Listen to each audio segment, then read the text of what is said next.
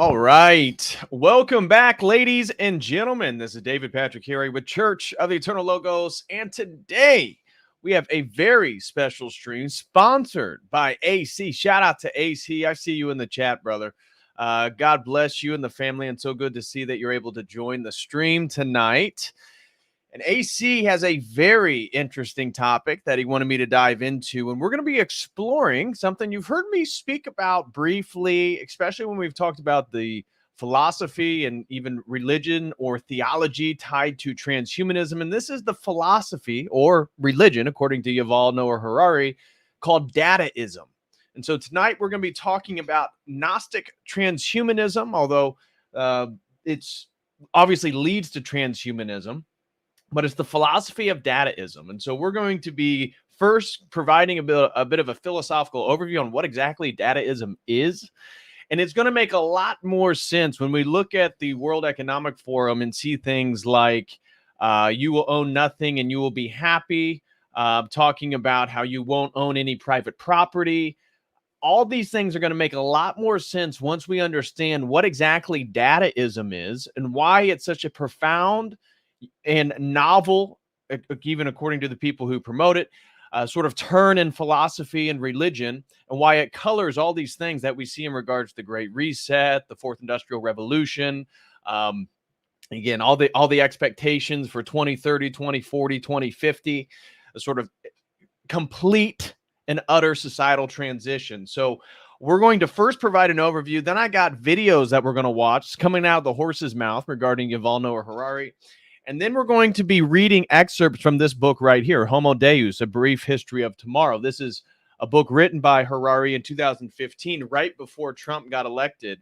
And in it, he even references Trump, of course, in an incredibly negative way in regards to people hoping for a sort of regression in regards to the exponential growth and progress of technology, which is going to be tied to, again, Dataism. And so I got a handful of spots that I want to read because it's really the most important chapter of this entire book, right? This is a book advocating for transhumanism, advocating for an acceptance of a new anthropology and understanding of who we are as humans. And so the last chapter is entirely devoted to what he literally calls the data religion, if you can see that, the data religion. And so that's what we're going to dive into. So smash that like, guys. First, so to begin today's topic, because there's a lot that I want to cover, what is Dataism? Now, I've spoke about this before, but Dataism is a philosophy, or according to Yuval Noah Harari, and in fact, a religion. And the Dataism was actually first coined by David Brooks of the New York Times, but it's got much popular after Yuval Noah Harari wrote about it in his Homo Deus book. Dataism is a philosophy / religion that has three basic tenets. The first one declares that all the universe consists of data flows. The only thing that really exists is data flowing in all types of things. So this leads to the second one. The importance of any phenomenon then is determined by its contribution to data processing. And number three, all biological life are algorithms that process data. And so this is where Yuval Noah Harari talks about how Dataism is basically the bastard child, if you will, between contemporary biology and computer science. And so computer science is obviously very much interested in data and processing information, processing large sets of data, and that many people in contemporary biology in the academy have adopted this understanding for a definition of what biological life is. It is then the processing of data. You then, as he claims, you're a biological algorithm. You have no soul. You have no, we'll get into there is no importance to human experience. There is no such thing as love. All these things are biochemical processes. The mind or consciousness is an emergent property. You, as a biological entity, really aren't that important. And the only reason humanity was important was because they could process more data. they were a better biological algorithm than a lion, than a plant, than a tree. And so for these people, synthesizing Darwinian Wallace theory of evolution with contemporary theories in computer science have posited an all-encompassing new philosophy. And so this philosophy is not postmodern, though it is post-human. What do I mean by that? Postmodern has to do with really the only thing that exists are power structures, because the universality of truth or the existence of objective truth has totally gone away with. This is the postmodern turn in the academy during the 20th century. This is where we see somebody like a Michel Foucault only interested in power knowledge, the knowledge based on power dynamics, meaning knowledge is all about who's in power and maintaining that power. And this Marxist sort of interpretation of everything leads to a focusing on power dynamics. Well, Dataism, despite it coming out of the World Economic Forum with Dr. Klaus Schwab and Yuval Noah Harari, it's not postmodern. It's not postmodern. It is post-human, because it entirely rejects any sort of humanistic framework that understands you as a unique individual, made in the image of God, having a soul, being uniquely creative, all these different things, rejects all of that. The only thing it interprets is data. That's the only thing that matters. And this is why I framed it as Gnostic. Gnostic in the sense of that sort of competing heretical form of Christianity that focused on the acquisition of spiritual gnosis, knowledge, and that as we acquire more knowledge, we become more illuminated. Well, this, in a way, ties very much with Dataism, because as we'll talk, and the reason why Yuval Noah Harari explicitly states it as a religion is because what is being created, what he calls a sort of internet of all things, and this is basically another way for him to talk about an AI processing God. He literally talks about it, is that this is what's going to, in a way, set us free from our biological limitations, that humanity as we know it, he believes by 2050 will no longer exist, that humanity is going to merge itself with the internet of all things, whether it be your smart stove, your smartphone, your electric car. There's an emphasis for him and his worldview, especially for Dataism, why everything needs to be on the electric grid, because then all that power, all that data can be processed, and it's not processed by biological entities. And that's where he argues that Dataism is really the first novel philosophical or theological turn since humanism, because humanism challenged the role of God, right? So humanism created a sort of new anthropology in which man is no longer tied to being the image of God or the steward of creation.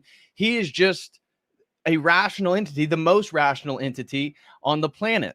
And therefore, he needs to use his reason and using the scientific method or whatnot to celebrate sort of liberalness and the elevation of human creativity and freedom and expression and all this different stuff, right? So humanism sort of displaces God and puts man there. Well, he's saying what we're doing now is we're moving to a data-centric worldview. And whether you agree with it or not, it's too late, according to him. It's too late. You've already lost. You have no power. Do you have a social media account? Do you have a smartphone? Do you have an online banking account? You've already lost. Dataism is already in the rule. It's already ruling us. And so Dataism is a philosophy / religion that is, one, declares that the universe consists of data flowing in a multitude of directions in different ways. Therefore, the importance of any phenomenon is determined by its contribution to data processing. Now you can, and we'll get into why our advanced artificial intelligence is so important, because how are they going to sift through all the data? Well, you're going to need something that can process and sift through data much more than a biological entity can do. And this is where he argues why biology is antiquated. Humans as a homocentric, Homo sapien centric worldview, humanism, talking about the 17th and 18th century. Well, you guys, we can't process data anymore. Therefore, we're moving to technology. We're moving to algorithms. And we're going to see how he literally is going to talk about the algorithm. Basically, you are going to transport all your critical thinking, the knowledge of yourself, your desires. Like we'll get to it. He literally in this book advocates that in the future, when you want to find out who you're going to marry, what your career is, what you should do with your life, how you're going to live, well, you'll just ask the algorithm, because the algorithm's going to detect every single click, everything you've liked, every website you've gone to, every single purchase you've ever made, a la central bank digital currencies. Does it make a little bit more sense?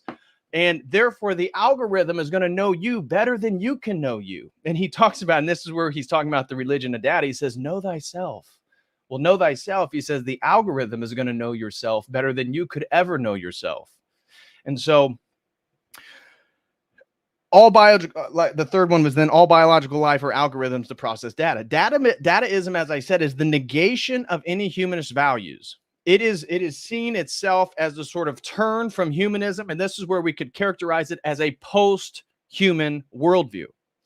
I've talked about the sort of central pillars of transhumanism, and I've talked about post-humanism, post-secularism, Dataism, post-Darwinism, because Darwinism and natural selection insinuates that there's environmental factors that are choosing selecting genes, right? Well, moving forward, we're going to select our own genes. We're going to use CRISPR. We're going to use technology. We're going to use algorithms to perfect the human DNA.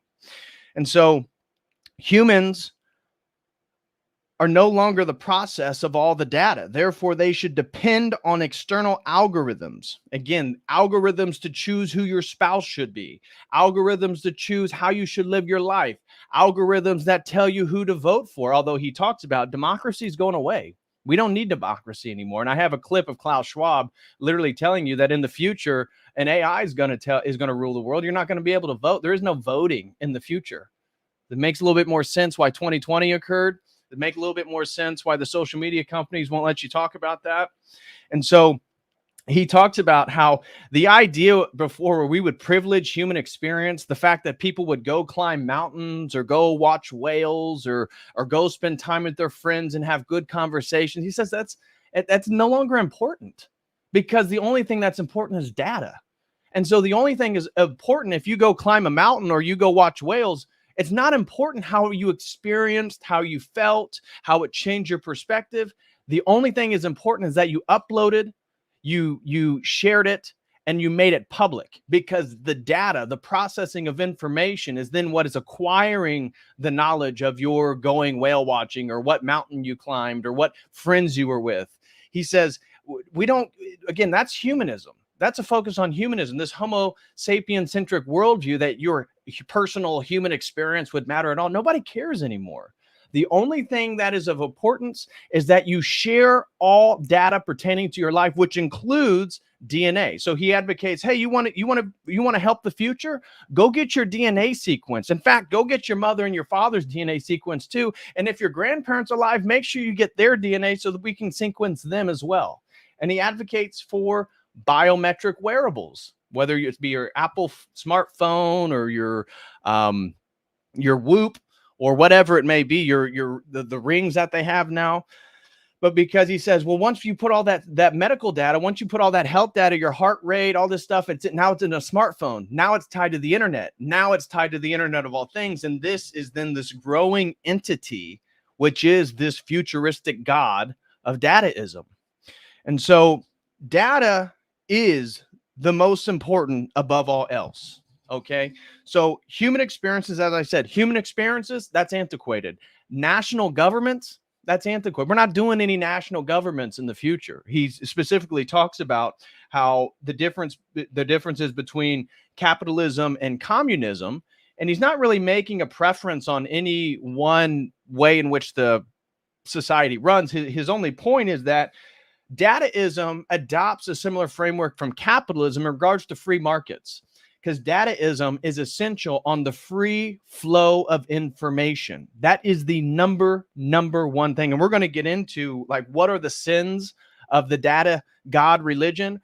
It's not allowing the sharing of your information, of data. Like he literally talks about in the future, if you wrote a book, you're not going to be able to sell the book for money, because that insinuates a paywall between the information and the consumer. everything's going to have to be for free. There will be no financial incentive. Why?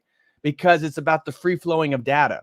And so whatever work you create, whatever book you write, it's going to have to be uploaded and published for free so that, again, it can be accessed, and that data then can be subsumed back into the sort of AI God that they're talking about. So things that are antiquated, human experiences, national governments, human creativity, they're no longer important. These are again, he advocates, these are things that we need to no longer focus on. This is 20th century thinking. 21st century thinking is all about the processing of information. And so this data-centric model, as I said, is entirely post-human. What is the anthropology of people? All you are is a biological algorithm. And therefore, the transitioning of you from a purely biological entity to a cyborg into fully transhuman, it's just a matter of your ability to process information. It has nothing. There is no such thing as a purely biological, or well, that anything purely biological would be beneficial or better than something that is augmented, has some type of augmented reality. It doesn't matter. The only thing that is important is your ability to process information. So putting a brain chip in you, that's essential. You're not going to have a choice. As he literally says, and I've talked about this in previous streams, by 2050, he argues, there will be no fully biological entities because the system isn't going to let people not be connected to it. And I'm going to get that when I get down to the 3 commandments of Dataism. So humans should then not listen to intuition. He specifically says this idea that people want to listen to their intuition, or they want to pray and meditate and sort of develop this sort of interior conscience. He says, no longer. We're not doing that anymore. The inner self, he says, but instead we need to refer back to the internet of all things. We need to refer back to the algorithms. He's very explicit that the algorithms are not even going to run society. They're going to run your life. They're like your magical genie. Again, everything, all your creativity, all your wants and desires are basically exported to the algorithm. And the algorithm decides all. And that algorithm's tied to another algorithm. And it's all going to be tied to what he considers this massively advanced artificial intelligence. And you say, oh, wow, so he thinks this thing's going to become conscious. No, not really. Not really. Because part of the Dadaist philosophy is that it separates biology from culture, and it separates intelligence from consciousness. So anybody who's familiar with the philosophy of mind knows that what's called the hard problem in the philosophy of mind has to do with defining and explaining of the existence of consciousness or the mind, right? The mind is not the same thing as the brain unless you are somebody who argues for like an emergent property, which is what he argues, that consciousness is basically an emergent property or a biochemistry. Well, he's not interested in solving the hard problem. So he says, how we've got around this is that we don't give a shit about consciousness. The only thing that is real is processing, and therefore he considers it intelligent. And intelligence is the ability to recognize patterns, and that the advanced artificial intelligence will be able to recognize all patterns. And when I get into the last part, I want to analyze the paradigm. This is the epistemology, because this is why censoring people. Okay, we can look back to 2020. What happened in 2020? And then 2021, a sort of medical procedure came out, and it was highly advocated for. And people who put out warnings, say like Dr. Malone or various figures, Dr. McCullough, they got censored. Well, he says, yeah, that's fine. That's fine. Because even the experimentation of medical procedures on the world is more data. So even if you die, not a big deal.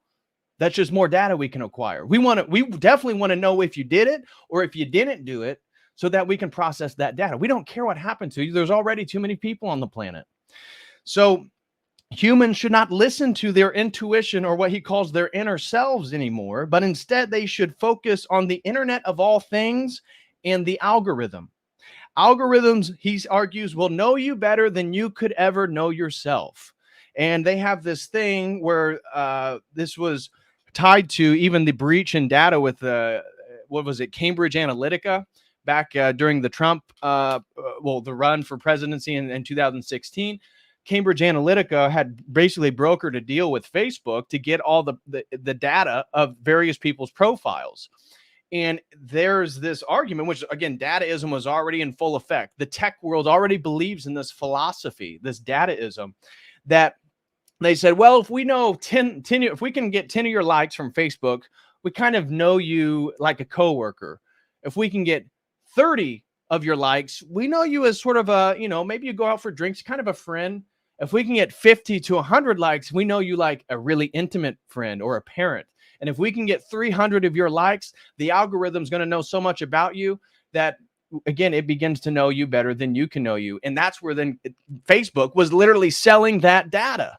So isn't it ironic that the Silicon Valley and these people that believe in Dataism, they're going to make it illegal for you to sell data, whether it be a book, whether it be your DNA sequence, whether it be your own personal opinions, whether it be where you're at in the world on social media, that will absolutely be free so that these algorithms, these AI systems, these social media companies can process and filter all that data. And of course, then they sell your data. Because what are we? We're in an economy of information, right? We're in the information age. And Dataism is absolutely the philosophy and religion of the 21st century because it's all about information. That's the only thing that exists. And so he says, you're going to need to get your DNA sequenced. And this is something, a lot of us have wanted to do the Ancestry.com or the 23andMe. And we've heard rumors, wow, why is it that China subsidizes like 23andMe? Why is it now, what was it, BlackRock just bought 23andMe or Ancestry.com or one of those two? Why do they want that so much? Because that's data. And data is power in the future. So this is the difference between a Marxist framework that's focusing on economics or some of these postmodern philosophies. Dataism isn't interested in that. Dataism is focused on data. And that's the only thing that exists, and that which can process more has more power. And this is the dynamics of the world. So what is the religion of data and this AI God?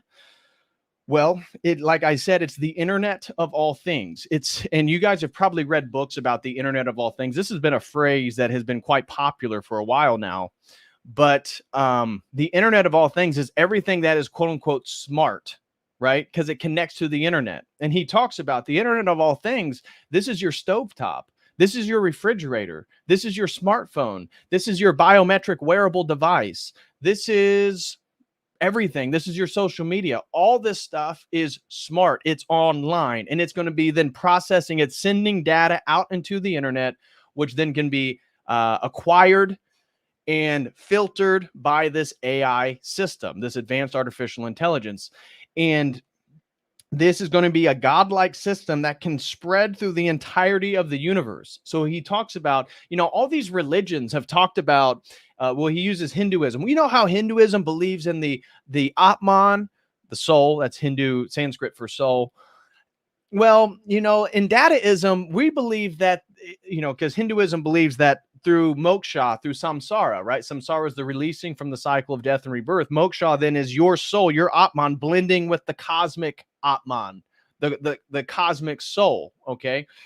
So he says, yeah, that's basically like Dataism, except you don't have a soul. Your ability to process information is going to be merging into the corporate God AI system. And he talks about how we'll be able to send things out into the universe, out into the galaxies, all through ecosystems. Everything is going to be part of the internet of all things. So when we talk about smart computers and smart refrigerators, he's saying, yeah, that's what it is now. But he's talking about every tree on the planet, every river on the planet, every ecosystem, every single person, every single car, everything is going to be tied to the internet of all things so that all data can be processed. And this is what's going to give it a godlike ability. And so it talks about how humans will, like I said, merge with this entity. This is where the transhumanism comes in, because, and this is where we can talk about even contemporary things in culture, like the debate regarding how many genders there are.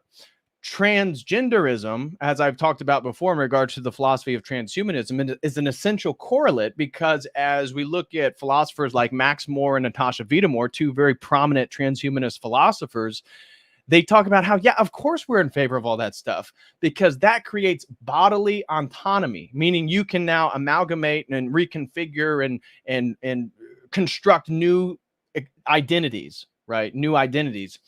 And this is leading to then the recategorization of what is a person, because eventually this is going to move to a full cyborg, somebody who's fully transhuman.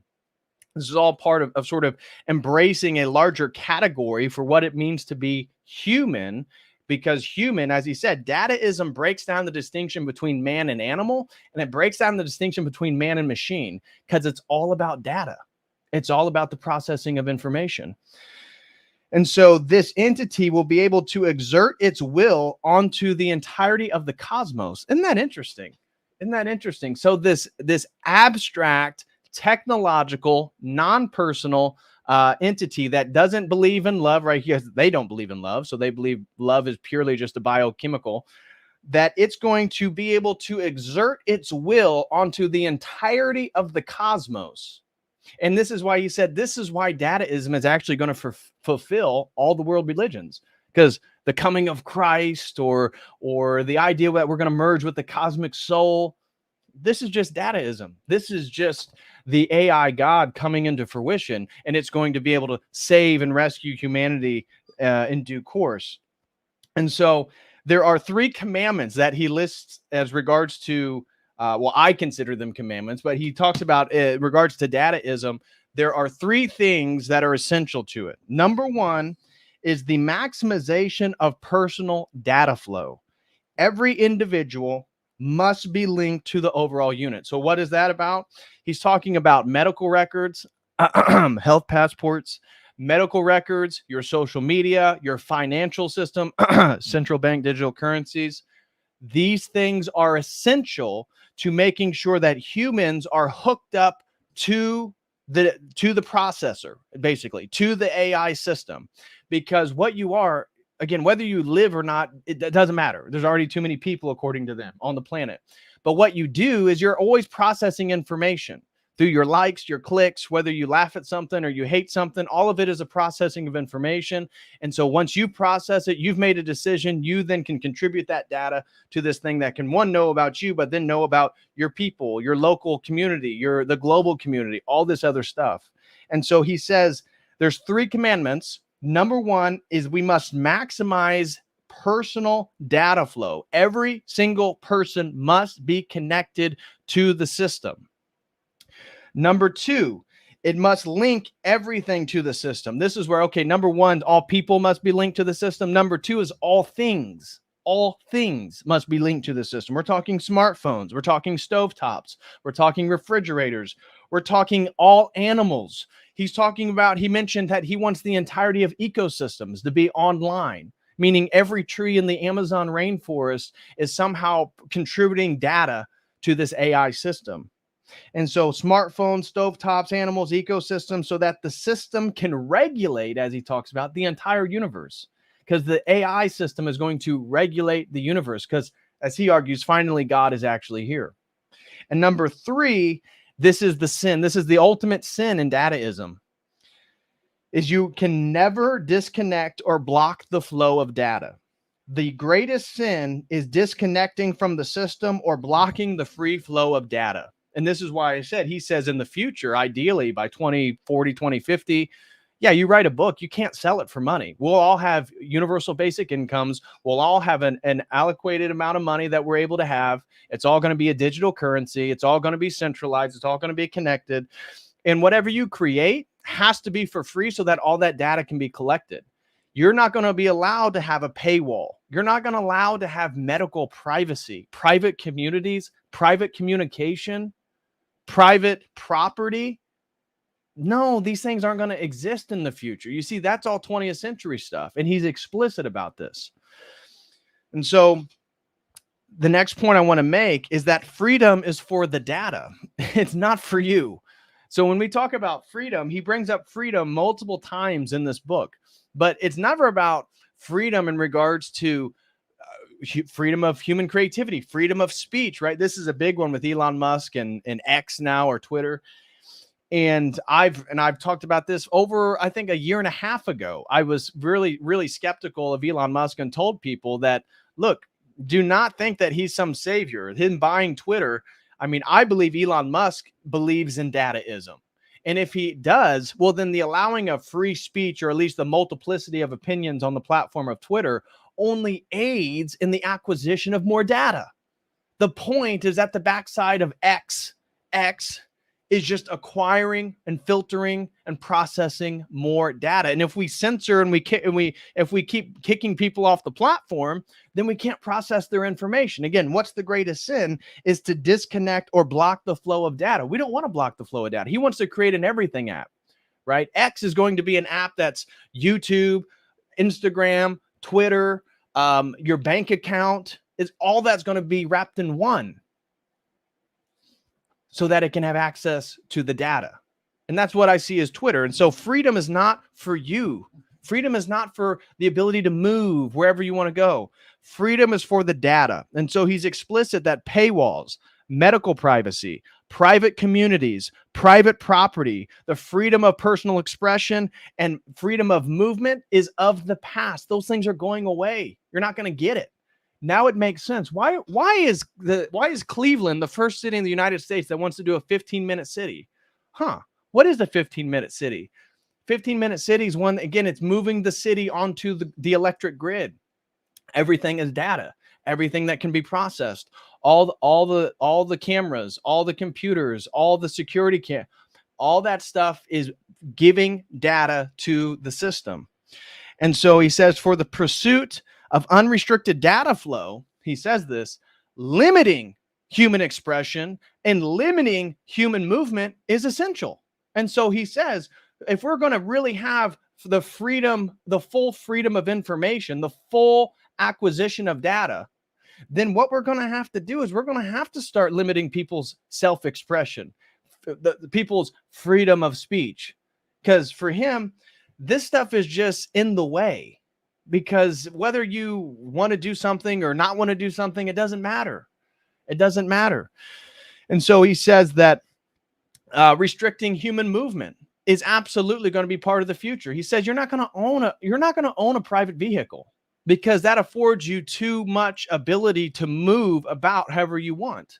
What we're going to have are vehicles that are for rent. And so he talks about how he drives 30 minutes to the university there in Tel Aviv, where he lives, with him and his husband. And he says, yeah, I have a car, but I only drive for 30 minutes. And then the car sits in a parking lot for all day. And then I drive 30 minutes home. In the future, what's going to happen is you're not going to be able to own a car. You're going to get on an app and say, hey, I got to get from X to Y. And the car is going to come pick you up. You're going to get in it. It'll drive you to point B. And then you'll get out and it'll go pick somebody else up. And when you get off work, you'll have to, again, it's going to be an AI driving system, basically Uber.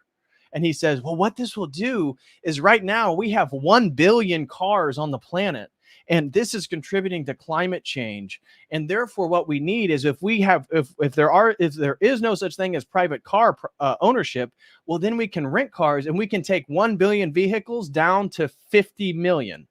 1 billion down to 50 million vehicles. And this is going to be good for the environment. And this is really good for you too.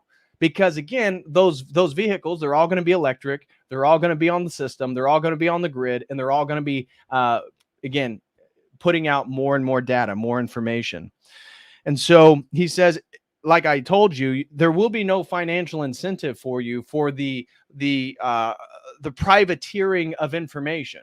If you create some type of video information, or you create a book, it's going to have to be for free, because all information must be accessed by the system. And so people will be required to put all info into the Internet of all things, to track outbreaks, to predict trends, to conduct medical and economic research. So he says that, yeah, once this gets all going, and once the AI system really is in process, you're not going to have a choice whether you want to put your data, your DNA sequence into the system, or whether you want your public health passport to be. You don't have a choice. What are you talking about? There is no, again, because you're not humanism, even though it rejected the preeminence of God in favor of man, it still gave man all these rights. There are no rights in the future because all you are is a biological processing of data. You have no ultimate value. And if your processing of data, as he talks about, this is where you can think of censorship and misinformation or controversial opinions. Well, that stuff's problematic. We don't need you. We don't need you around. In fact, um, it'd be better if you just offed yourself, probably. So you won't have an option in regards to your affiliation with the Internet of all things, your banking, your health, your life, your social media. And as I said, because all this stuff is going to be tied to the Internet of all things, the algorithm, when you want to know, hey, you're 18, now it's time for you to go get indoctrinated. What career are you going to do? Well, you ask the algorithm, because the algorithm is going to document every single thing that has happened in the 18 years of your life since you came out, even before you came out of the womb of your mother. If it is your mother, maybe a synthetic womb, because that's also something that they're in favor of. And so to analyze the paradigm of this philosophy or religion of Dataism, it has an anthropology in which there is no mind, because mind is just a emergent property of brain chemistry. You have no soul. You have no ontological value other than your ability to process information. And because you're fully a biological entity, you cannot process information as good as an algorithm. And therefore, in fact, you're lesser. You are lesser than the algorithm. And he talks about that explicitly, that all value in the future is going to be tied to the ability to process information. And so this is where he's talking about the data-centric versus the Homo sapien, the human-centric world. The humans are, boom, dropping like this, and data is going up. So he compared this to, because again, he's using the Darwin-Wallace theory of evolution to frame his entire argument. He says, you know what? The way that Homo sapiens were able to learn language and numbers and sort of leave behind the animal kingdom, this is what data is getting ready to do to Homo sapiens. So the relationship that you and I have to the animal kingdom and the plant kingdom is really what's getting ready to happen in regards to the AIs, these robotic, artificial forms of life and intelligence. It's getting ready to leave us behind. And so he says, you really don't have an option, because if you're going to even exist in the future, you're going to have to hop on board. You're going to have to be a part of it. And so the anthropology is there really is no unique anthropology.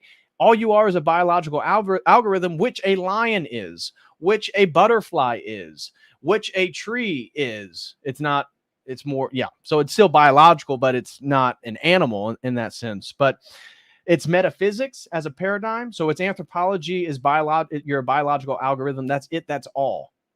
It's metaphysics. It's not interested in metaphysics. It's not focused on the one or the many and all these different things. What are universal categories? Its only argument is that its only thing that exists is information and data. And you could say, well, in regards to epistemology and metaphysics, the Kantian turn in philosophy, questioning the ontological reality and our ability to know the exterior world, doesn't matter. They're not even participating in that, because whether the information or the data they're acquiring is ultimately reality in and of itself, which again, what Kant was criticizing, doesn't matter. It's all that you can acquire, and that's the only thing that exists, and that's the only thing that's important. And so its metaphysics is totally oriented about the acquisition of data and information, and that's all types of any place, anywhere in the cosmos. Its ethics is, he's explicit, is that he says love doesn't exist. He mocks the idea that when the AI God gets here, that people will be able to, he's like, oh yeah, Hollywood, it has all these romantic films where somebody, there's an alien invasion, or the robots become awake, and that which saves humanity is love between a mother and a child, love between two romantic partners. And he's like, this is basically retarded thinking, because he argues love is just a biometric in your brain. Love doesn't really exist, and love definitely isn't going to stop what's coming in regards to the future. And so the ethics is whatever the data God allows. That's the ethics. Because as I said, the censoring of information, so you don't want to get your jibby jab. Okay, Sure. Now the data system knows, and now if you're killed or whatnot, or they're going to use that information for medical diagnostics, that's fine. So that's where, what I was reading, what I was thinking about, all the stuff we're seeing about the technology behind some of those jabs, right? And we're seeing people with pericarditis, myocarditis, blood clots, aneurysms, this type of thing, exponential increase all across the world. Well, he says explicitly, yeah, we're going to perform medical experiments on entire populations. It's all data. Whether you survive or you die, doesn't matter. We're gonna acquire that data one way or another, and we're gonna figure it out, and it's gonna be all moved back into the AI system. So, what are the ethics? Is it wrong to kill somebody? Is it wrong to give somebody an experimental jab that has no scientific backing? And those that were familiar with the research said, "Hey, it actually kills the entire animal populations we've tested this in." Yeah, it's data. Let's do it, and that's exactly how they think.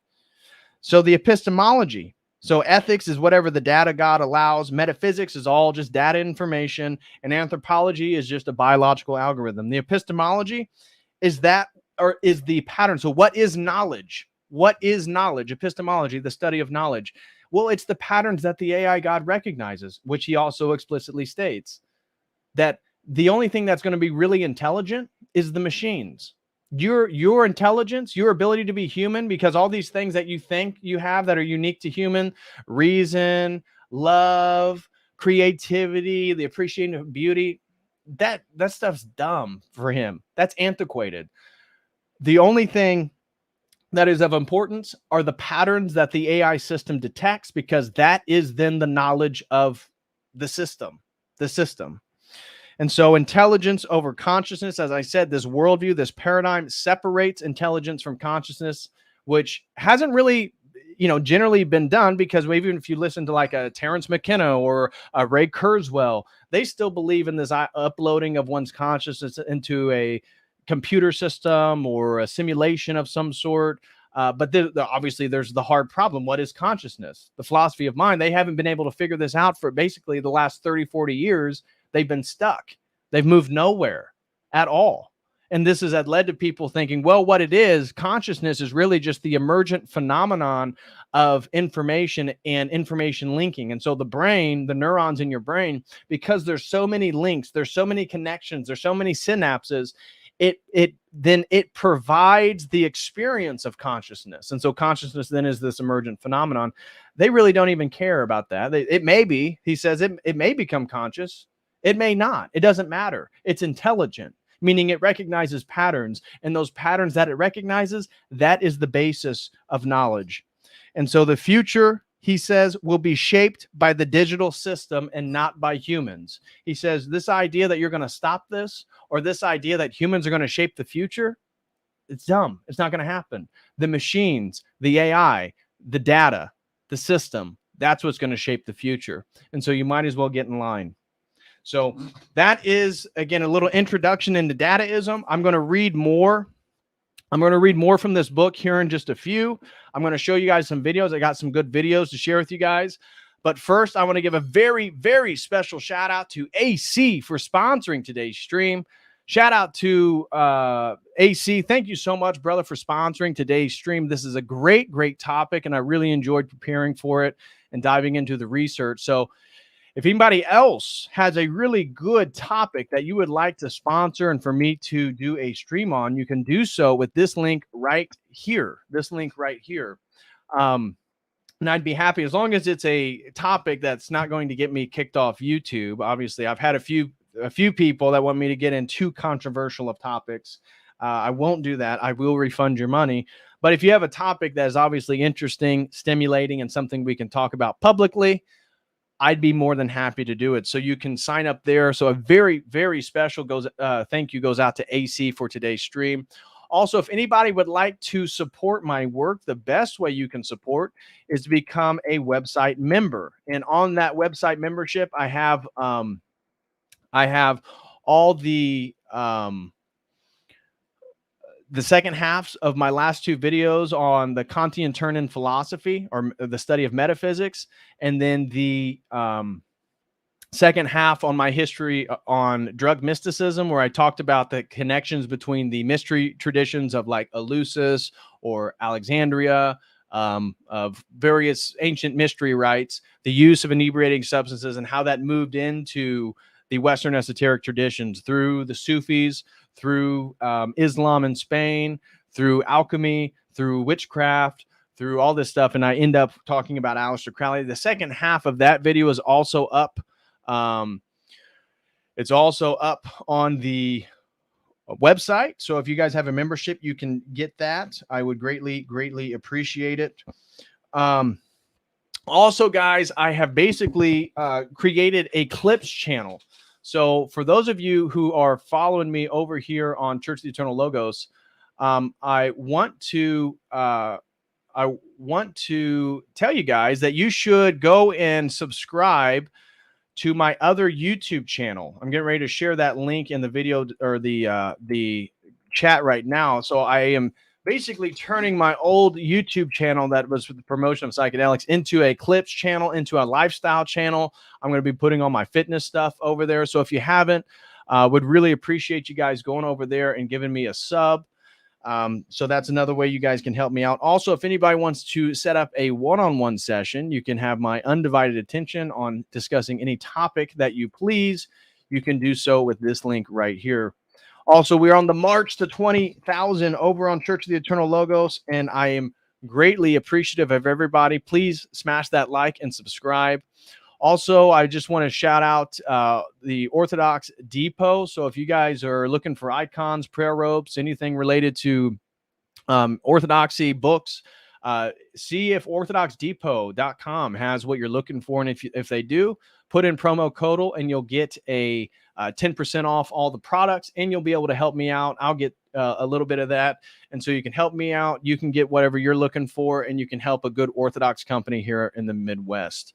All right. Now, with that being said, let's get into the next section of today's stream that I want to talk to you guys about. And that's, let's hear what Yuval Noah Harari has to say about Dataism himself. So I've basically laid out what it is. Again, for him, that's why the video that we're looking at right here, it says, listen to Google.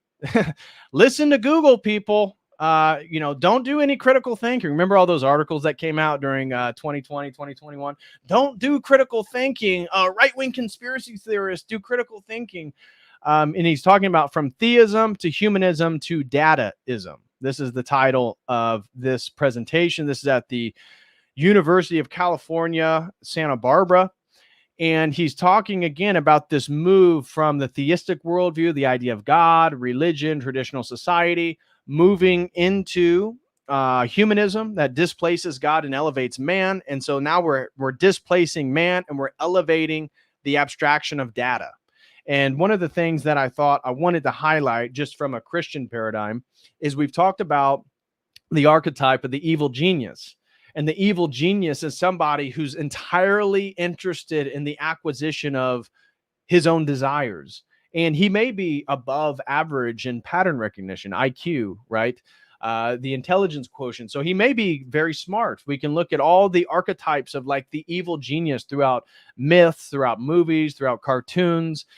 And they're always interested in the satisfaction of their own selves. But they can be really smart and be very distant from God. And so I thought what's so interesting is for Christianity and Orthodoxy specifically is that we're judged on our heart. It's how we treat people. It's how we really feel about our neighbor, about our friends, about your spouse, about your children, about the people you interact with on a daily basis. This is what is of most important. And for them, all that stuff is done away with. It's the elevation of intelligence. And I couldn't help but associate this with like the archetype of the evil genius. Why is it that all the archetypes, when we look at these famous evil entities, it's somebody of great intelligence, but then very little heart? And so here we go. This is the first video I want to show you guys. This is Yuval Noah Harari, your favorite prophet of the World Economic Forum, laying out the case for why you need to listen to Google. Here we go.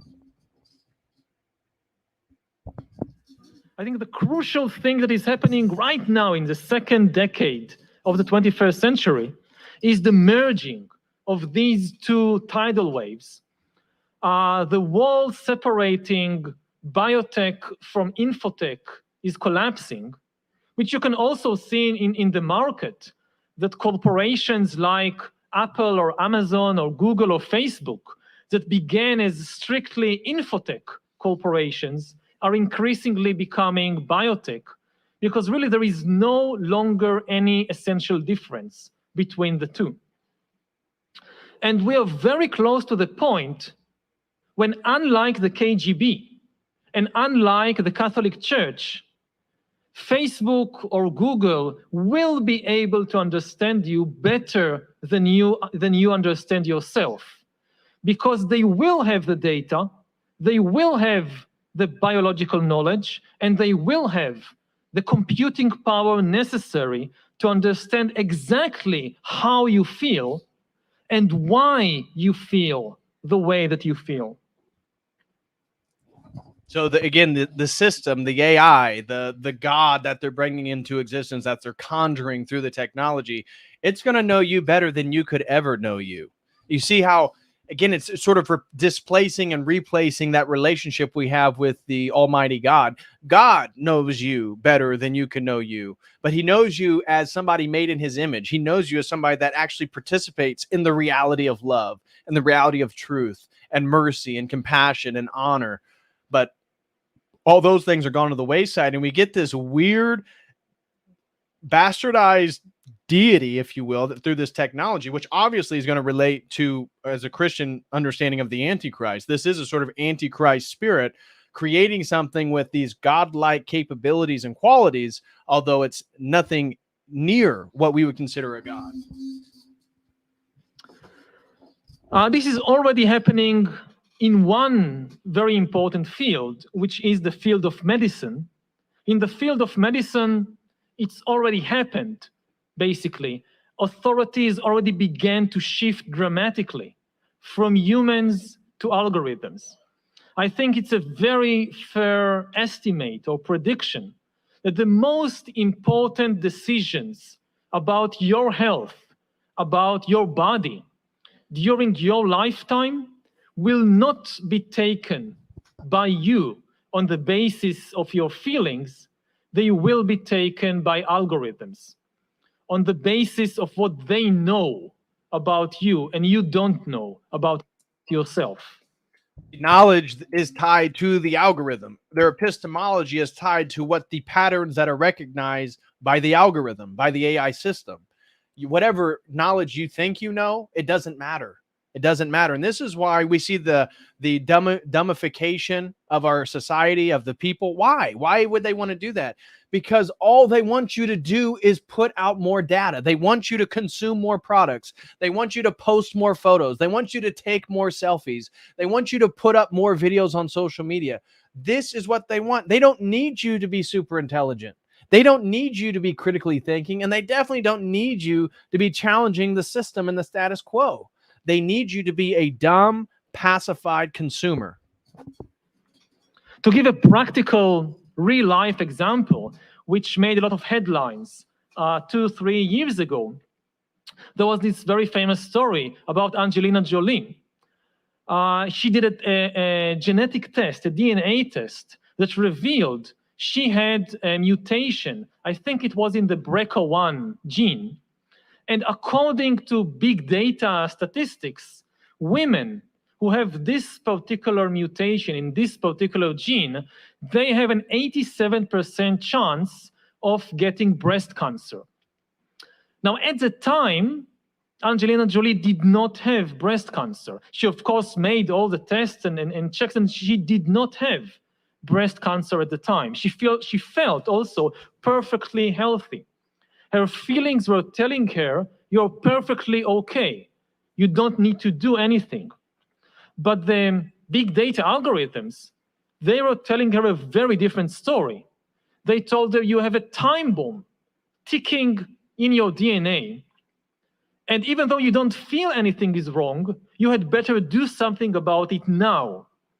And Angelina Jolie very courageously and sensibly preferred to listen to the algorithm and not to her own feelings.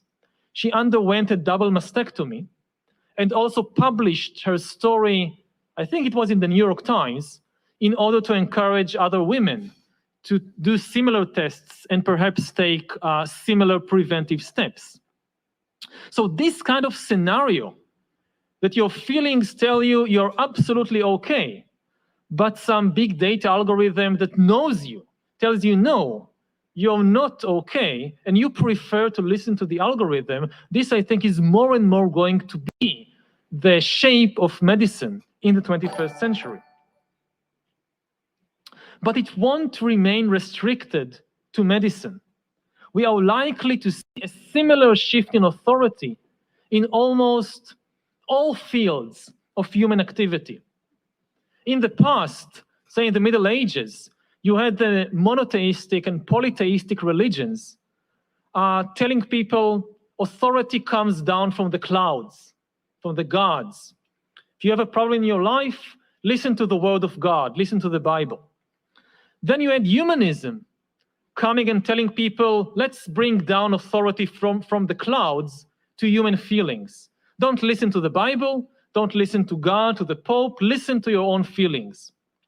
Now we are seeing the rise of a new worldview or a new ideology, which we can call Dataism, because it believes that authority in the end comes from data.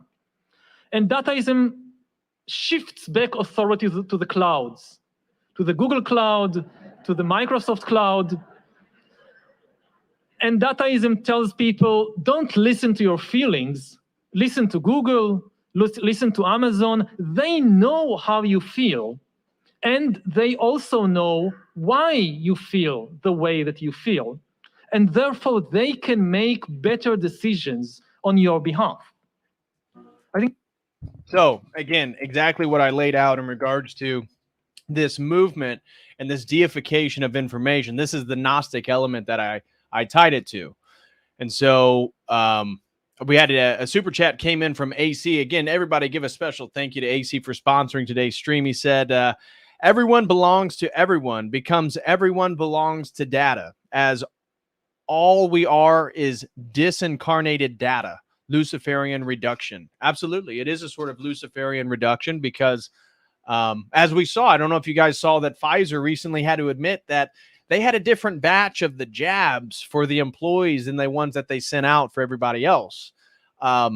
Very interesting. So you begin to imagine that the data is going to be for the plebs, for the masses, right? All your sensitive information, there will be no privacy whatsoever. It's all going to be subsumed back into the system. And then another super chat came in from Neurojack. Shout out to Neurojack, threw in $4.99, and he says, "What do you suspect is the theology behind this? J mysticism, Kabbalah, some other mystery school or network? You know." And I would argue that it's not explicitly theological in the sense that it talks about obviously a traditional deity or God or even ritual. Now, if you look into, for example, philosopher Nick Bostrom of Oxford, he's a very famous transhumanist scholar, and he has an article on the history of transhumanist thought where he roots these ideas in the history of the Western esoteric tradition. So this is after the Hermetic corpus was basically translated in Florence, Italy. We're talking the mid 1400s, 15th century, where we see the rise of alchemy and magic ritual and the pursuit for the homunculus, the pursuit for life, golem mythology. So it definitely is influenced by Kabbalah, because all that stuff was influenced by the Zohar coming out of the Iberian Peninsula in Spain in the 13th century. But Dataism is Gnostic, certainly. That's why I framed it as a sort of Gnostic transhuman. It's Gnostic in the sense that data sets you free. And that's what they clearly believe. They believe that data sets people free in regards to your biological limitations, your biological death. You see, the more and more data we can put into the system, the faster the singularity comes about, the faster the phase shift occurs, the faster we move into a new state of human history in which the things that they would consider religion worried about, like the existential angst of your death, well, again, this technological system will be able to solve. And so it's Gnostic and it's existential. It is disembodied. It has nothing to do with a sort of theology of the body. It has nothing to do with morality. And this is something that I tied in my conversation on the open debate panel we did on, do psychedelics lead to enlightenment, which I argued they don't. And I highlighted that these are two different spiritual paradigms, and compared to something like Orthodox Christianity, where your morality and abiding by an objective moral structure is essential to how you relate to the Almighty, how you relate to the Creator.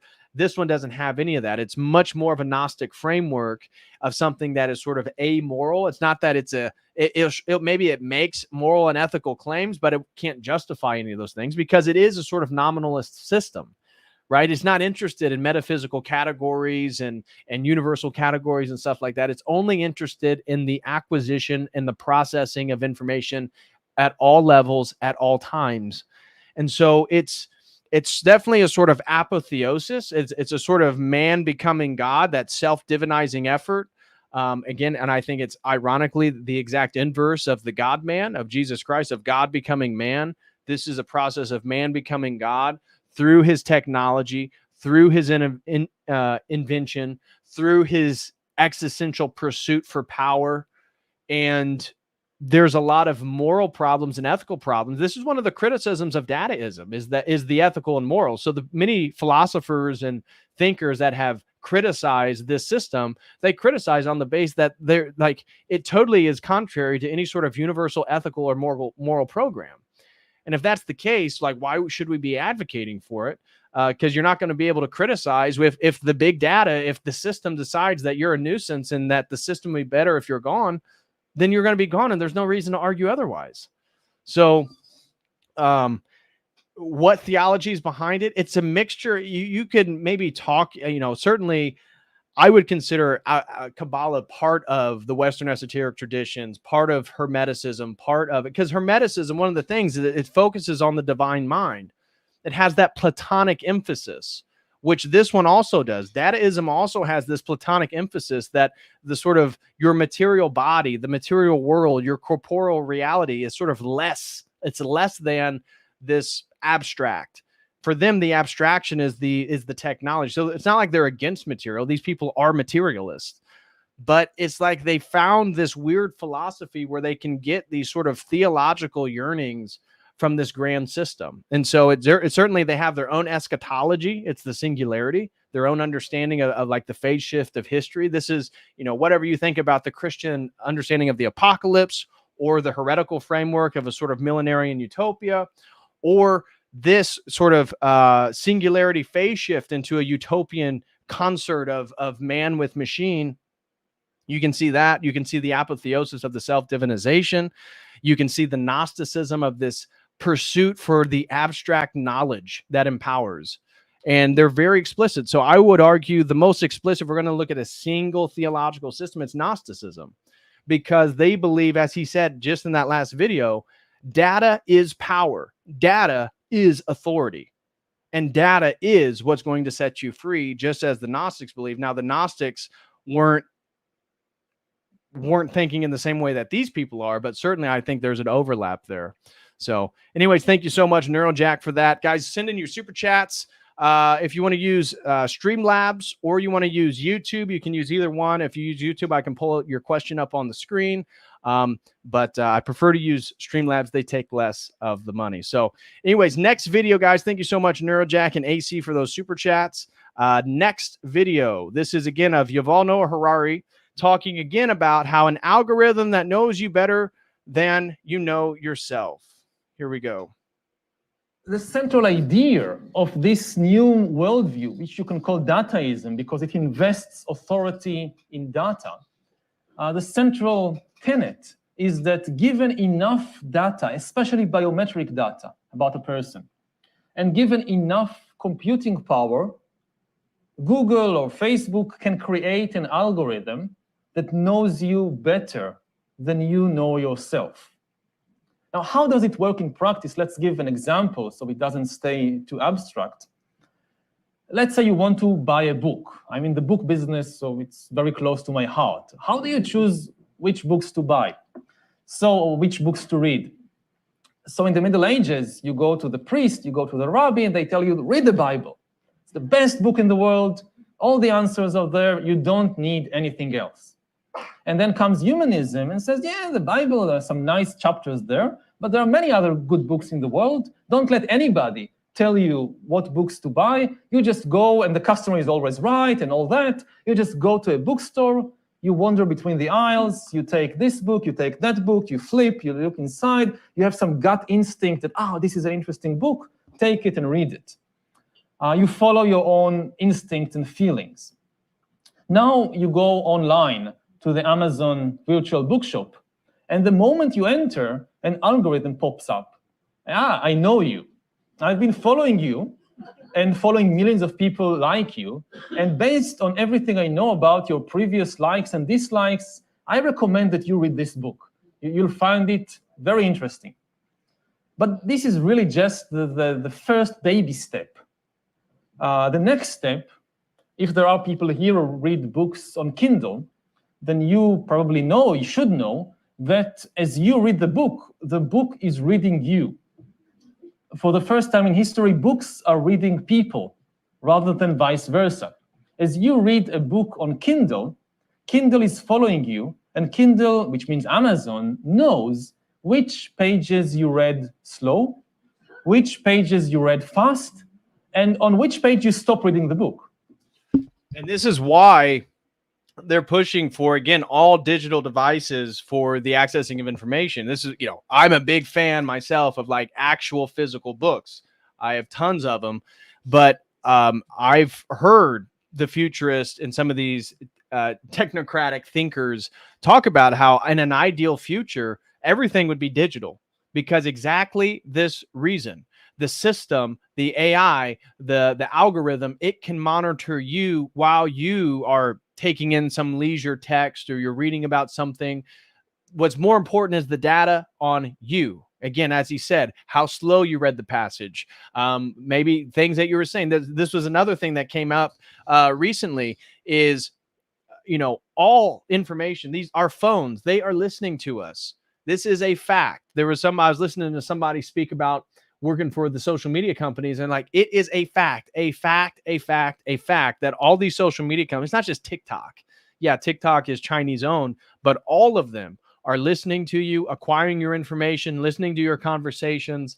And this is, again, what caused them to do this. Why is this not a violation of your privacy? Dataism. And based on that, Amazon have quite a good idea of what you like or dislike. But it is still very primitive.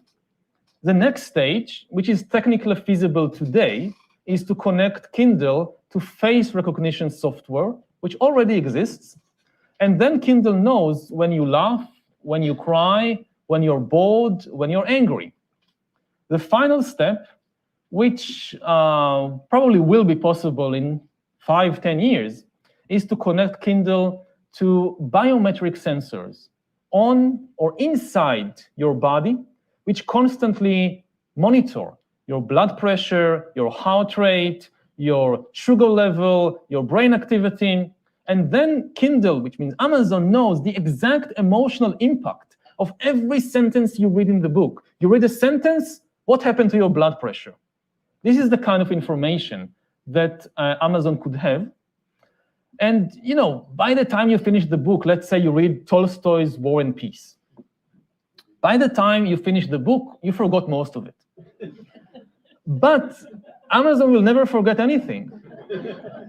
By the time you finish War and Peace, Amazon knows exactly who you are, what is your personality type, and how to press your emotional buttons. And based on such information, it can not only recommend books to you, it can do far more spectacular and frightening things, like recommend to you what to study, or whom to date, or whom to vote for on election. In order for authority to shift from you to the Amazon algorithm will not have to be perfect. It will just have to be better than the average human, which is not so very difficult because people make terrible mistakes in the most important decisions of their lives. Like you make a decision what to study or whom to marry or whatever, and after 10 years, oh no, this was such a stupid decision. So Amazon will just have to be better than that in order for people to trust it more and more, and for authority to shift from the human feelings and choices to these external algorithms that not only understand how we feel, but even understand why we feel the way that we feel. And so that gets back to what I was trying to sell earlier when I was providing that overview of the philosophy of Dataism, is that he specifically says in the book that we're going to do away with this idea of listening to your intuition, your inner self. Again, these ideas of doing prayer and meditation and these spiritual practices to sort of come into a fuller understanding of who you are. It's nonsense. We're not going to do that in the future. The algorithm's going to dictate everything.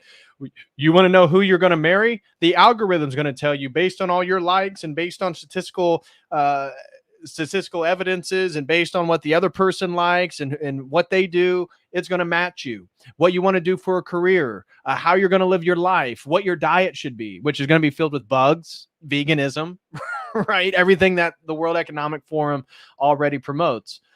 Okay, next one. So this one is, why is data so important? This is a quick one from 4 years ago. This is on his YouTube channel, Yuval Noah Harari. Because we have reached the point when we can hack not just computers, we can hack humans and other organisms. There is a lot of talk these days about hacking computers, but actually we are entering the era of hacking human beings. What do you need in order to hack a human being? You need two things: a lot of computing power and a lot of data, especially biometric data. Not data about where I go or what I buy, but data about what is happening inside my body and inside my brain. Up until now, we didn't have enough computing power and enough data to hack humans.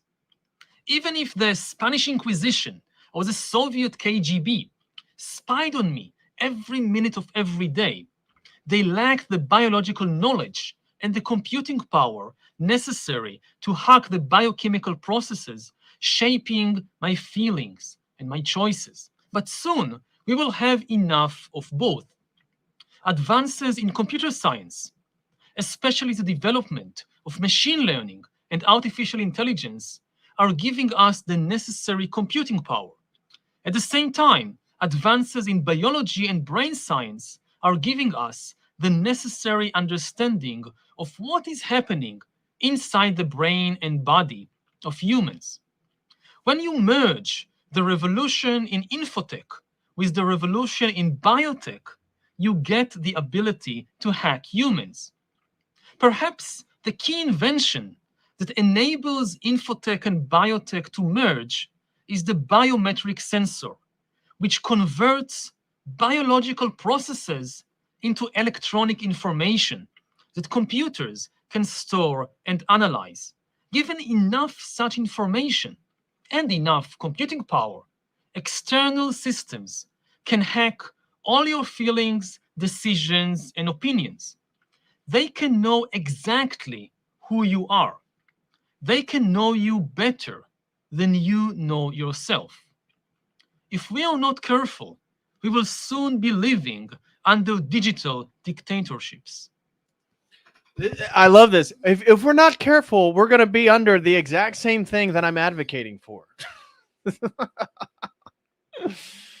Okay, now I want to move over to Twitter here. And again, now it's going to make sense. Some of you guys have heard the tropes from the World Economic Forum. You will own nothing and you will be happy, right? Well, here's some videos discussing exactly that. So here's a video that they put out over on Twitter that I wanted to pull back up and show for you guys. So here's this.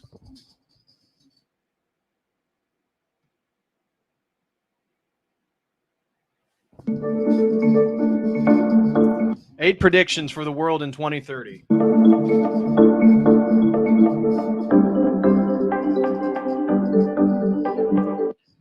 You'll own nothing and you'll be happy. This is tied to what I said, is that they're going to do away with private property, because private property insinuates that you can buy or purchase land or a space or a home that can be sort of secluded from the dataism, right? So again, now it'd be very hard because all the appliances and everything, your phone is all hooked up to the Internet of Things. But theoretically, if you wanted to, you could like live off the grid. You could basically get a property and you could live old fashioned. Well, not in the future. That's not going to be allowed. And therefore, the idea of a private ownership of a car, private ownership of your phone, private ownership of your house, no more.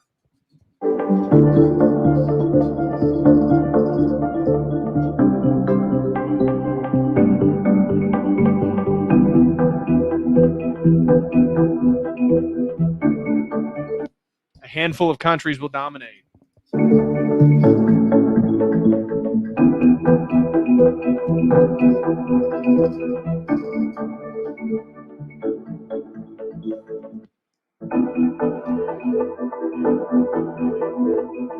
You'll eat much less meat. Well, why is this one important? Because meat, for those of you, again, that have looked into like men's testosterone. So I did a whole stream with Dr.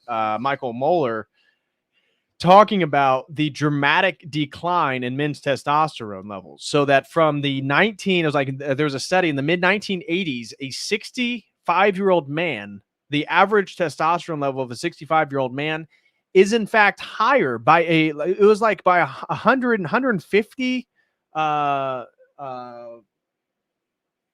differentiation between that and it was a 25-year-old in the year of 2018.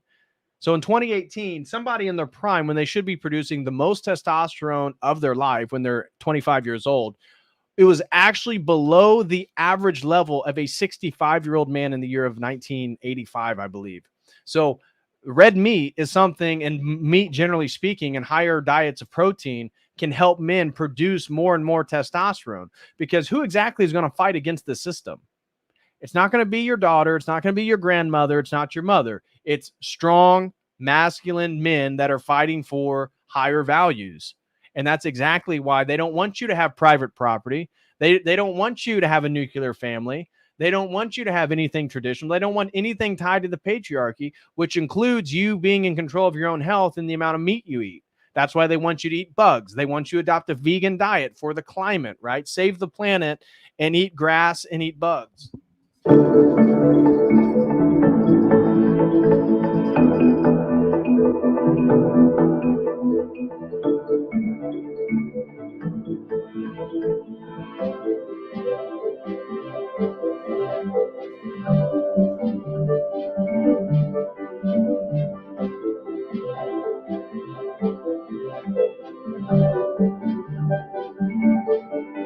And so fossil fuels, obviously oil doesn't come from dinosaur bones. So I even hate the frame fossil fuels. It's so stupid. But the reason why they want to do it with fossil fuels, it's not because of climate change. It's not because of carbon in the atmosphere. It's because of the autonomy it offers people in regards to transportation and movement. And so everything's going to be electric. Everything is going to be on the grid. Therefore, everything can be tracked. Your CBDC, your central bank digital currency, your implantables. Again, you're going to have microchips in your body, as they talked about. Your smartphone. Everything is going to be tracked and documented.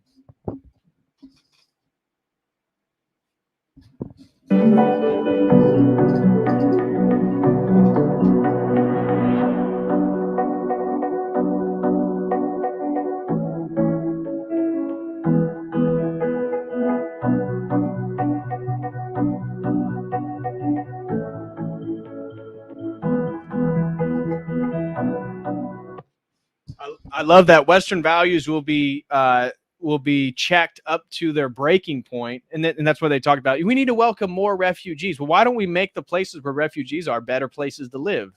Why is it that we transport, like, again, if you're on the island of Japan and we take all the Japanese people off the island and we take all people from the country of India and put them on the island, is it still Japan? Is that still Japanese culture? No.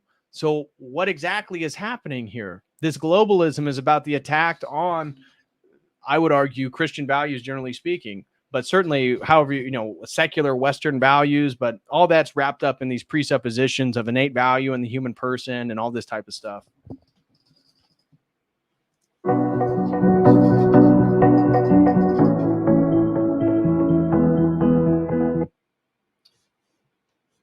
Here's Klaus Schwab talking about a neutral AI programmed to solve elections. So here's 24 seconds of him talking about how, oh yeah, you won't be voting in the future, so don't worry about that, which again, I suspect is going to happen before the 2024 election here in the United States. I know people are watching different parts of the world here, but here in the United States, again, we're in the election period, moving up to the election in 2024. I personally do not believe that we're going to make it. I think whether it be another pandemic, another virus, another something, another catastrophe, an attack on the electrical grid, something's going to occur that's going to allow for the issuing of martial law so that we don't have an election, so that we can move more rapidly into a place in which Klaus Schwab is going to be talking about right here. But then the next step could be to go into a prescriptive mode, which means you do not even have to have elections anymore, because you can already predict, and afterwards you can say, why do we need elections? Because we know what the result will be. Can you imagine such a world? But then the next step could be... Can you imagine such a world? Here we go. The young generation, like Prime Minister Trudeau, half of this government, are actually young noble leaders of the Nordic equation. We penetrate the cabinets. The change is not just happening. The change can be shaped by us. We have to prepare for a more angry world. How to prepare? Take the necessary action to create a fairer world. I see the need for a great reset. So people assume we are just going back to the good old world which we had, and everything will be normal again. This is, let's say, fiction. It will not happen. There is only one way this pandemic is going to go. It's going to get worse and worse and worse. The next crisis is already waiting for us around the corner, and it is the climate crisis. This young generation, like... Yeah, so exactly, you guys see what I'm talking about here. Here is an article put out by Forbes. Welcome to 2030. I own nothing, have no privacy, and life has never been better. Wow. So welcome to the year 2030. Welcome to my city, or should I say our city. I don't own anything. I don't own a car. I don't own a house. I don't own any appliances or any clothes. It might seem odd to you, but it makes perfect sense for us in this city. Everything is considered a product, has now become a service. We have access to transportation, accommodation, food, and all the things we need in our daily life, one by one, all these things become free. So it ended up not making sense for us to own much. The first communication became digitized and free to everyone. Then when clean energy became free, things started to move quickly. Transportation dropped dramatically in price. It made no sense for us to own cars anymore, because we could call a driverless vehicle or a flying car for longer journeys within minutes. We started transporting ourselves in a much more organized and coordinated way when public transport became easier, quicker, and more convenient than the car. Now I can hardly believe that we accepted congestion and traffic jams, not to mention the air pollution from combustion engines. What were we thinking? Yeah, and that's why as soon as you have a no opinion, as soon as the system says, oh, sorry, but you are now considered a bigot, or I'm sorry, your opinion is now labeled hate speech, you will not be, your AI driving car is going to drive real quickly right into a tree, and there goes you. So anyways, I wasn't going to read this whole article, but I can share it in the link if anybody wants to read it. It's a Forbes article basically laying out exactly what I'm talking about. And once you understand Dataism, you can understand why this worldview makes more sense. Now, it doesn't make actual sense, but you can understand why they're doing it and how it makes sense, at least to the rulers that be. So now what I want to do is conclude this stream by reading excerpts from Homo Deus, so you get exactly what I'm talking about from the horse's mouth. So there's no confusion here. It's not my opinion. This is exactly what he himself argues for and what he thinks. So I want to finish up with this. If you guys want to show some love and you appreciate this stream, you appreciate this topic, send in a super chat either using Streamlabs or YouTube. Either one would work. I'd be greatly appreciative. So, and guys, make sure you smash that like. For everybody who's still here, smash that like. Always helps the algorithm, right? So here we go. We're going to move towards the reading and finishing up this book here. And so actually what I could do is bring up an image of it, but there's a few sections that I really want to get to. And this is, so here's on his record, upload, and share. And so this is a section in which he's already described what Dataism is. You've already heard me lay it out and provide an explanation for Dataism as a philosophical system. And so now he's talking about how human experience, this idea that you need to go, climb mountains, have deep conversations with your friends, go watch whales. This stuff is for the past. This idea that you're going to have an experience and reflect on how it changes you emotionally or spiritually. The only point is for you to pull out your smartphone and take a photo. So here we go. As the global data processing system becomes all-knowing and all-powerful, so connecting to the system becomes the source of all meaning. Humans want to merge into the data flow because when you are part of the data flow, you are part of something much bigger than yourself. Or again, God will be... It's not God that is of interest. It's not God who you're going to get your meaning from. Traditional religions assured you that every word and action was part of some great cosmic plan. Your every word in that God watched you every minute and cared about all your thoughts and feelings. The data religion now says that your every word, thoughts, or data religion says every word and action is part of the great data flow, that the algorithms are constantly watching you and that they care about everything you do and feel. Most people like this very much. For true believers of Dataism, to be disconnected from the data flow risk losing the very meaning of life. What? What's the point of doing or experiencing anything if nobody knows about it? And if it doesn't contribute to something, the global exchange of informationism. Humanism holds that experiences occur inside of us and that we ought to find within ourselves the meaning of all that happens, thereby infusing the universe with meaning. Dataists believe that experiences are valueless if they are not shared, and that we need not, indeed cannot, find meaning within ourselves. So he's explicit. You can find no meaning within yourself. We need only record and connect our experiences to the great data flow, and the algorithms will discover their meaning and tell us what to do. 20 years ago, Japanese tourists were universal laughingstock because they carried cameras and took pictures of everything in sight. Now everyone is doing it. If you go to India and see an elephant, you don't look at the elephant and ask yourself, how do I feel? You are too busy looking for your smartphone, taking a picture of the elephant and posting it on Facebook, and then checking your account every 2 minutes to see how many likes you got. Writing a private diary, a common humanist practice in previous generations, sounds to many present-day youngsters utterly pointless. Why write anything if nobody else can read it? The new motto says, if you experience something, record it. If you record something, upload it. And if you upload something, make sure to share it. So again, that gets back to this entire worldview where it's all about contributing your data to the collective, your individual identity, your own personal experiences. None of this stuff is important whatsoever. Now, moving forward, there's this other section that is quite interesting on, again, and we watched some videos on it. It's the Know Thyself section in this data religion. And so he starts getting into the point of knowing oneself and how the information, how the data religion, the data god, the AI god's going to work.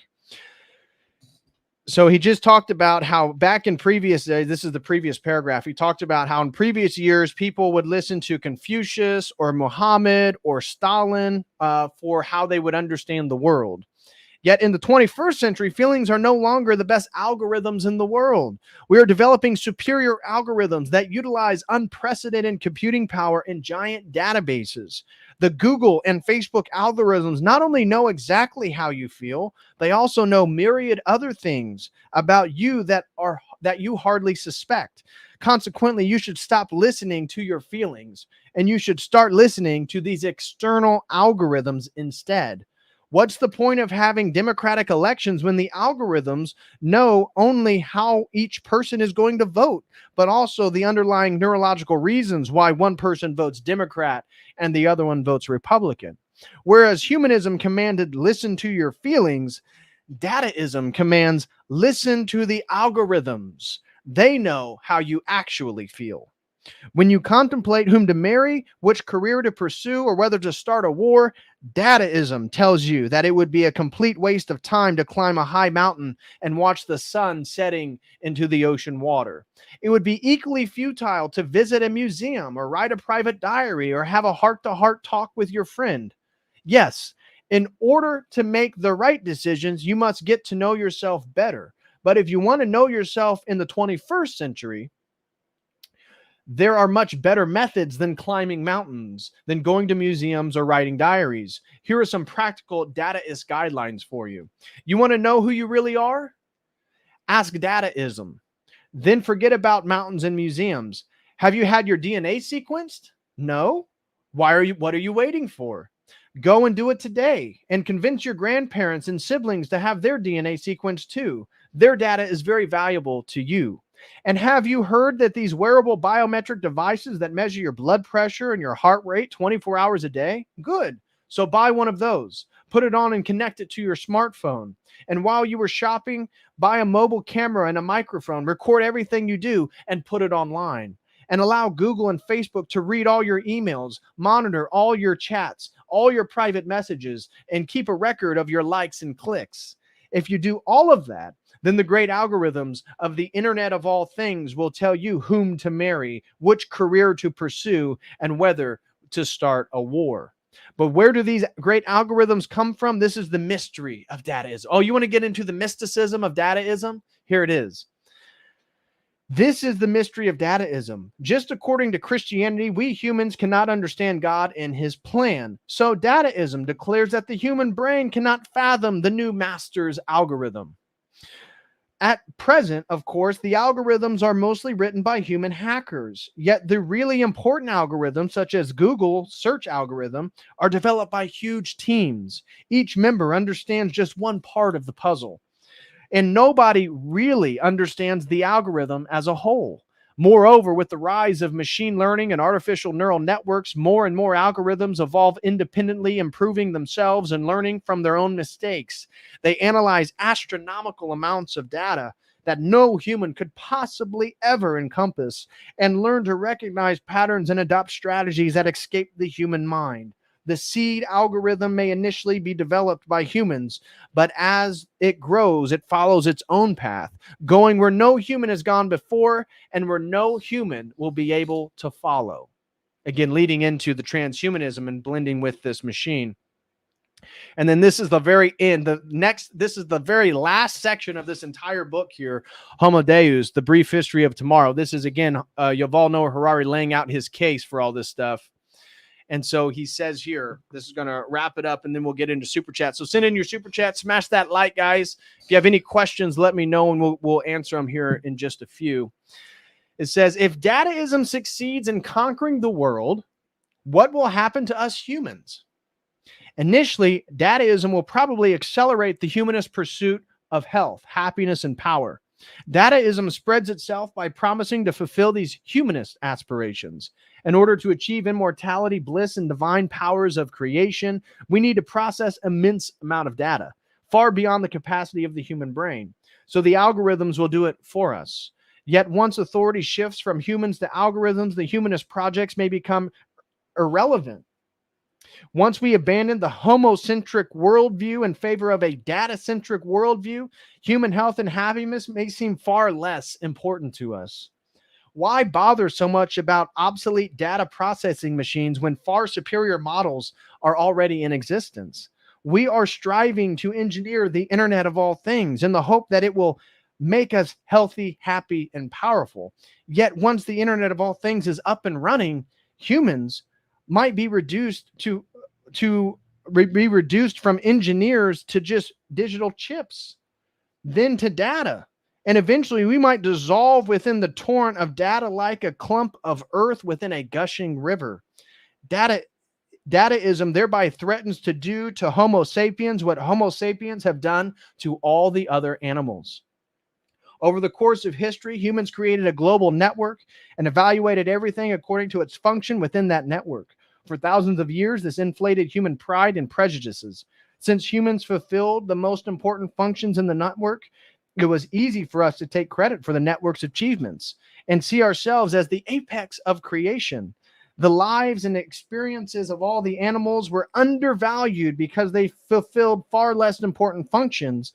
And whenever an animal ceased to fulfill any function at all, it went extinct. However, once we humans lose our functional importance to the network, we will discover that we are not the apex of creation after all. The yardsticks that we ourselves have enshrined will condemn us to join the mammoths and the Chinese river dolphins into oblivion. Looking back, humanity will turn out to have just been a ripple within the cosmic data flow. And that's how he ends this book, Homo Deus. Not very inspiring if you're interested in a homocentric or Homo sapien-centric worldview. Quite concerning, actually.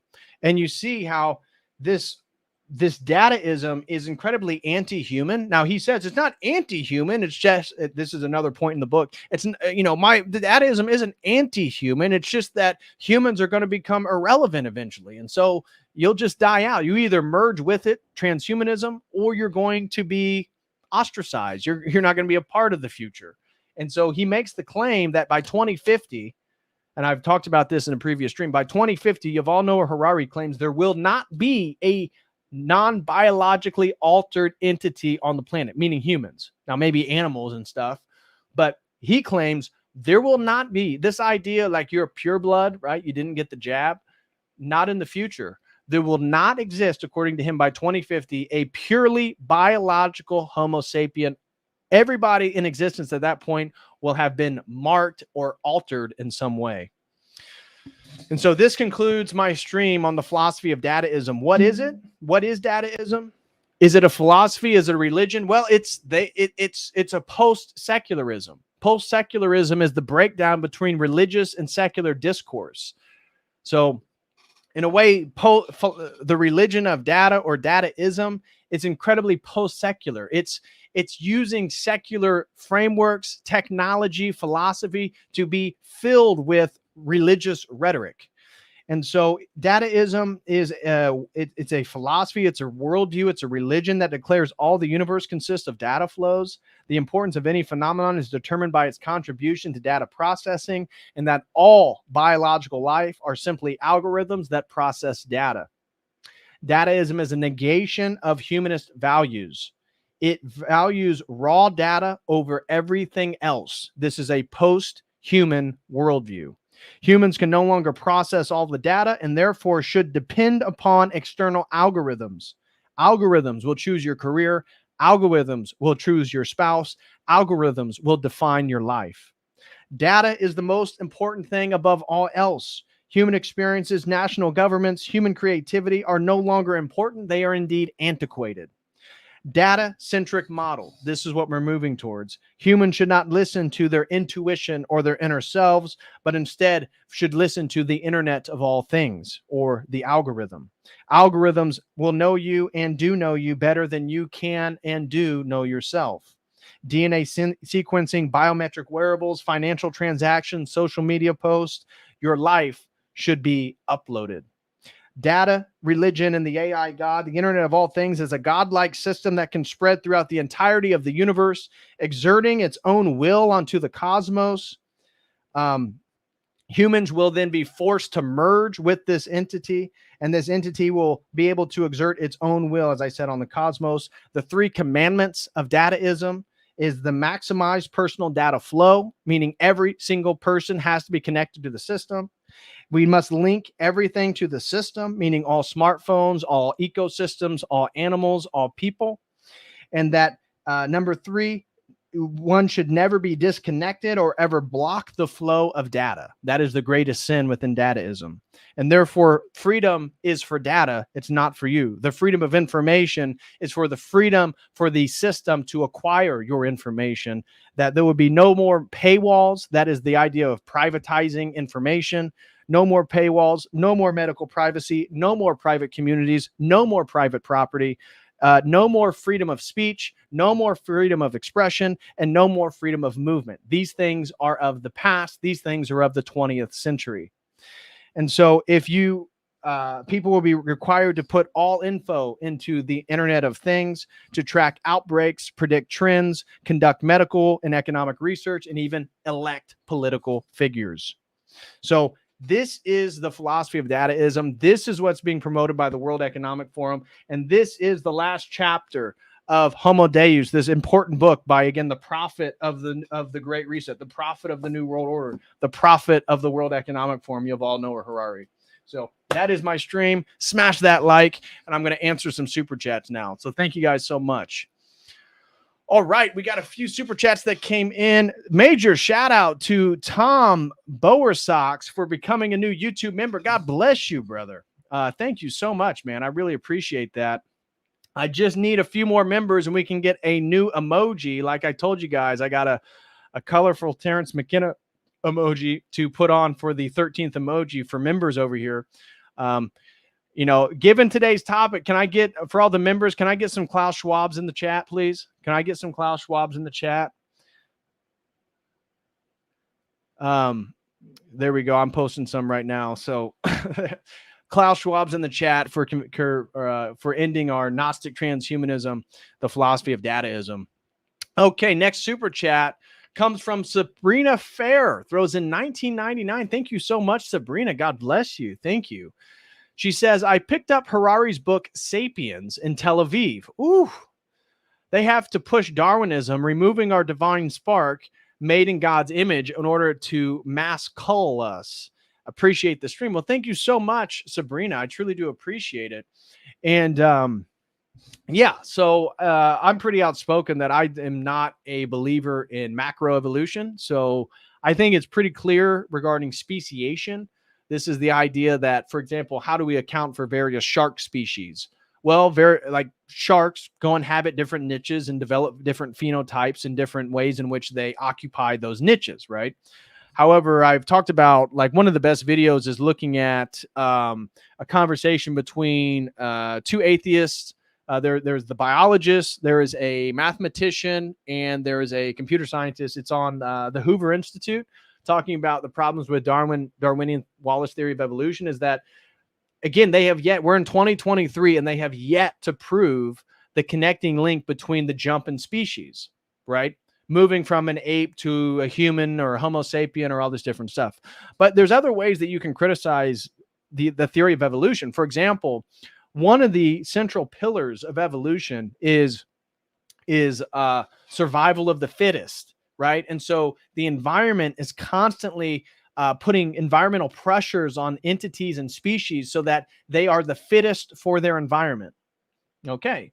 Now, with that being the basis of the evolutionary mechanism in which causes genetic mutations and phenotypic changes, how then does a animal, so whatever is claimed to evolve into a bird, let's say, to have a wing, for an entity that has no wings, say it has 4 legs or 4 appendages or some sort, and it begins, and then one is born and it has a bit of a thicker front arms or something, or they're webbed or something like that.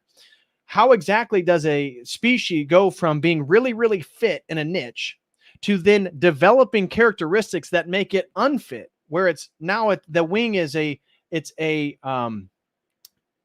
detrimental to the survival of the entity because it can't fly. It's just an excess of skin. It's an excess of an appendage. And so to move from where the animal is really, really fit to something that is less fit, and then more fit, that would require multiple generations. Why would those generations exist? The same thing is true for the eyeballs. How do various eyeballs morph, given that the stages in between, like take two different types of eyeballs, the stages it would take to transition between one to the other would insinuate that various species would be not fit for their environment. And so that's a real logical problem for macro evolution, which again, I don't reject because I believe in a creator God. And if there is a creator God could create creation already in a sort of adult state, if you will, right? So let's say, let's give the cosmologist the 13.8 billion year old universe. Let's say it is that. If it is that, and I believe in God, and you don't even have to believe in the Christian God, but you have to believe in a creator God. If you believe in some creator God, however you frame that as, if you believe in a creator God, and then that God can create a universe that's already 13.8 billion years old when it created it. There's no limits on what he can create. There's no limits on what God can create. And so for me, that's not a logical problem. How old the earth is, I don't know. Again, somebody asked if I was a flat earther.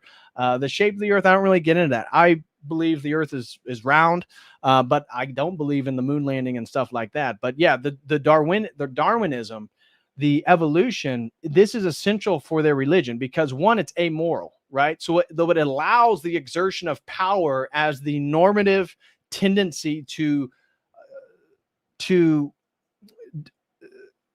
sort society, right? So society is sorted through power dynamics. Within a Darwinian theory, again, if you were the Rothschilds or you're these royal families during the end of the 19th century, the 1800s, well, it says that you're justified in being wealthy and exerting your will and funding both sides of the world wars and doing all types of stuff and getting Britain to bomb Israel into existence in 1947. Well, because you have the money, you have the power, you deserve to do that. You're evolved for that position. And so the same thing's true for Dataism. The people that have the machines, the people that have the algorithms, the people that have the systems, they deserve the power. That power then is going to be instrumented and utilized onto us. So thank you so much, Sabrina. I really appreciate that. God bless you, sister. Next one comes in from Hot Dogs for Sale, throws in $2 and said, just a new chapter in the story of Tikkun Olam. I can, yeah, I see what you're saying there. So thank you so much, Hot Dogs for Sale. I appreciate that super chat. Let's see if anything else came in. That looks like that is all of them. I'm not seeing any more chats come in. All right, guys, I think that's going to do it. Again, a major shout out tonight goes to AC for sponsoring today's stream. I really appreciate everybody who showed some love and support. Thank you guys so much for that. I really do appreciate it. Smash that like. I'm going to be back potentially Thursday. I was thinking about streaming both Thursday and Friday. I'm definitely going to be streaming Friday. I got another sponsor stream. Shout out to Jeffrey Ivey. That one's been a little bit difficult to prepare for. That's a bit of a deep topic. We'll be breaking down the philosophy of John Scotus Erigena. So yeah, but anyways, I will be back. I want to do a stream on the breaking down the fullness of Logos theology. So I may do that Thursday evening, but we'll see. So anyways, I'll see you Thursday or Friday. Until then, as always, God bless.